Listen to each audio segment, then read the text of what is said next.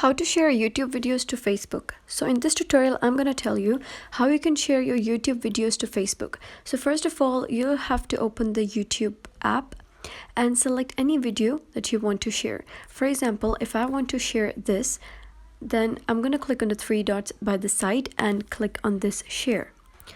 And here you'll get these options. So you'll have to click on copy link and then open the Facebook app.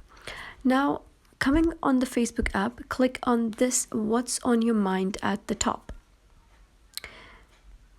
Now here, just write down check out this video or whatever caption you want to write. Then just click on this empty place, and here there's going to come select all or paste. So click on paste. And now you can see that your link is pasted.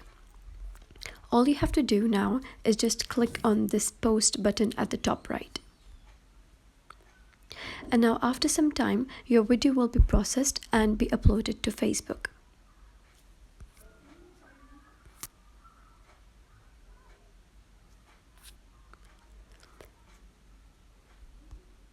So come back to your profile. So come to your profile and scroll down to see that the video is posted. Now when you click on this video, it will be automatically redirected to the YouTube.